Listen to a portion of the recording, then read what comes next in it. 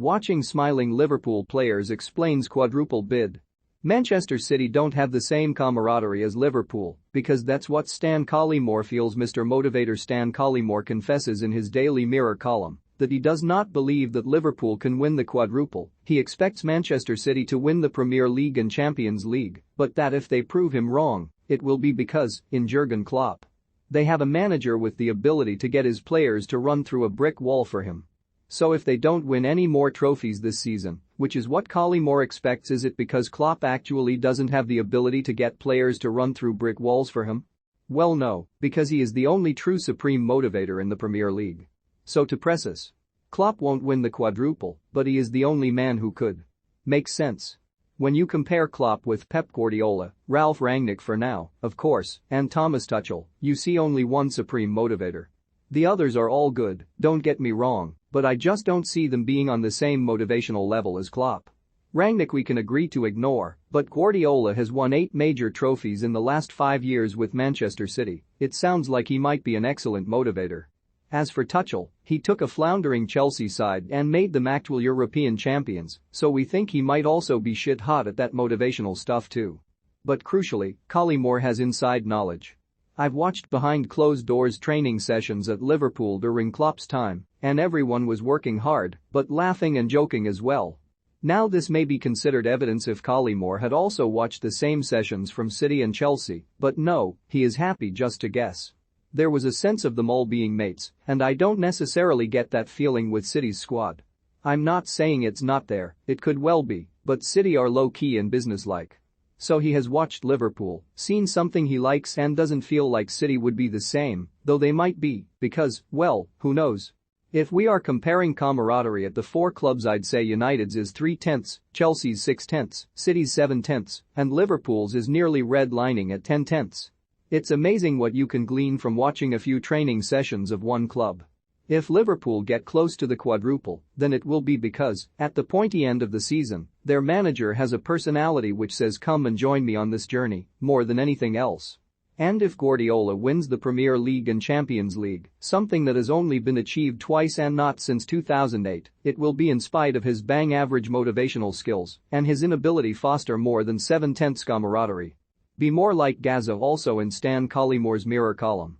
A challenge to Mason Mount, 23, and Phil Foden, 21, to emulate Paul Gascoigne and become a national hero for the Three Lions in time for the World Cup in November.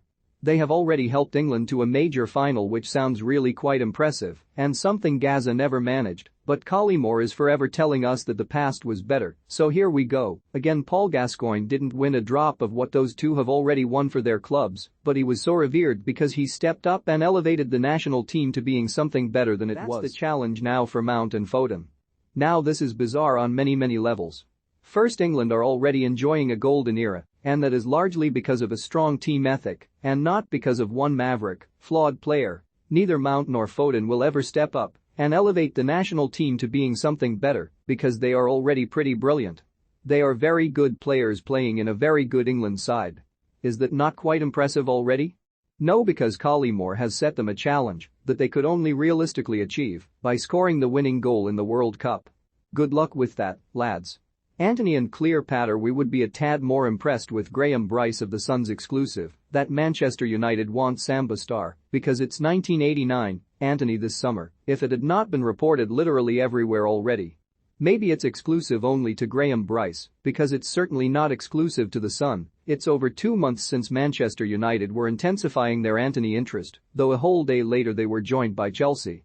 Last month the Sun were speculating about the Zai United could field next season. That very much included Anthony, and then 2 weeks ago Manchester United and Arsenal, but not Chelsea, were joined in the race by PSG, and then just a week ago, Manchester United suffered a transfer blow when he opened talks with Juventus.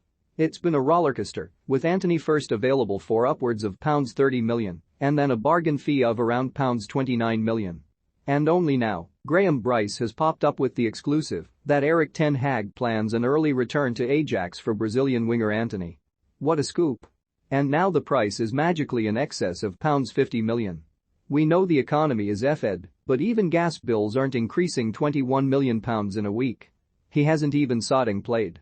Arsenal sticking with the Sun website, they are not claiming an exclusive that Arsenal lead Marco Asensio transfer chase despite interest from Premier League rivals and AC Milan for Real Madrid star, though they do seem to have exclusively misunderstood the reports they are citing. European big boys AC Milan are said to be keen on landing the midfielder, although it's claimed the Italians are currently behind Arsenal in the race for his signature. That's according to Italian outlet Calciomercato, who claim negotiations over a shock move to the Emirates are underway. They claim literally the opposite, saying that AC Milan have moved well in advance of the competition, both with Real Madrid and with the player, and that the idea of converting into the star of Milan fascinates Asensio. Arsenal are literally just mentioned in passing, and certainly not with any mention of negotiations, merely that they are above all Premier League options. The rest is just adding 2 plus 2 and getting sweet Arsenal clicks.